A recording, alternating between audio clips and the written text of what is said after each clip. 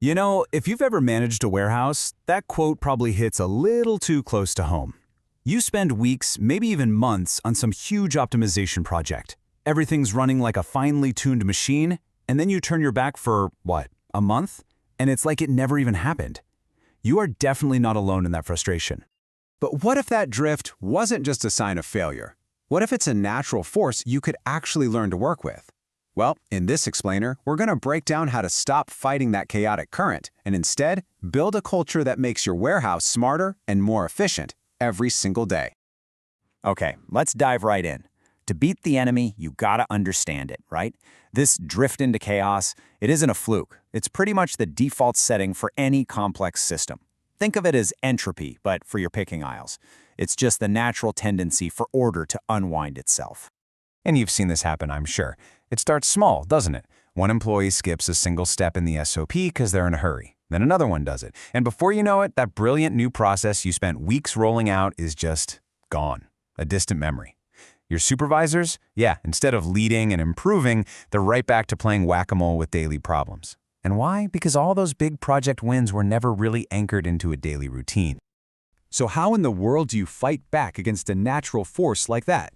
Well, I can tell you one thing. It's not with another giant one-off project that's just going to decay all over again. The real antidote, it's a fundamental shift in your entire approach. It's about building a genuine culture of optimization. So what does that actually mean when you're on the floor? A culture of optimization is where improvement isn't some special event. It's just a daily habit, like clocking in. It's a place where solving problems becomes a reflex, not something you schedule a meeting for. And here's the most critical part. It involves everyone on your team, from the newest picker to the most senior supervisor, in the mission to make the whole operation better. Now, this is where you can really see the difference. On the left, you've got the old way. Temporary fixes and top-down orders that, just fall apart over time. But on the right, that's the cultural approach. Continuous improvement, driven by the team itself. And here's the real kicker. This approach actually gets stronger over time. It's like a muscle. The more you use it, the more powerful it gets.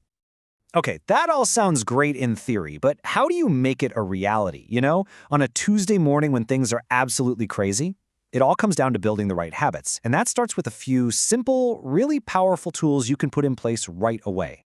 First up, the 10-minute daily huddle. And seriously, don't underestimate this one. This is not just another meeting to cram into the schedule. It's a high-impact alignment powerhouse that totally sets the tone for the entire shift. The structure is brilliantly simple. You get the team together before things get nuts. You quickly share yesterday's key numbers. How do we do on accuracy, on-time shipments? You pinpoint today's biggest priority. And, this is the most important part, you assign ownership for quick fixes right then and there. It's not, hey, we should look into that. It's, David, can you own that bin labeling issue today and report back tomorrow? See? It's all about action, not just talking about it. And the effect? It's almost immediate.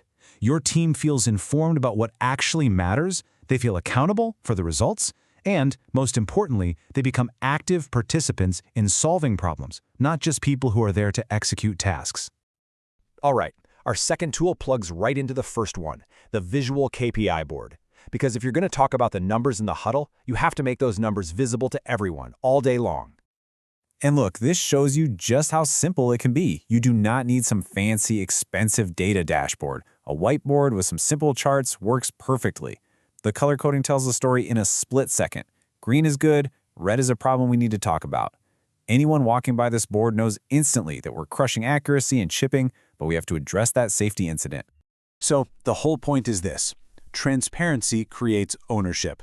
When people can see the score every single day, it naturally motivates them to want to win.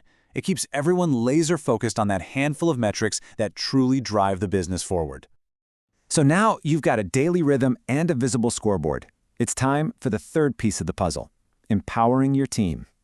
This is where we bring in the idea of Kaizen, or lean thinking, which basically turns every single employee into a problem solver.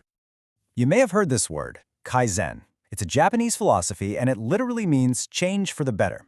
But it's more than that. It's built on this really cool idea that huge breakthroughs don't always come from big, expensive projects. They come from the compounding effect of hundreds of small, smart changes made by the people actually doing the work, day in and day out. So what does this actually look like in the real world?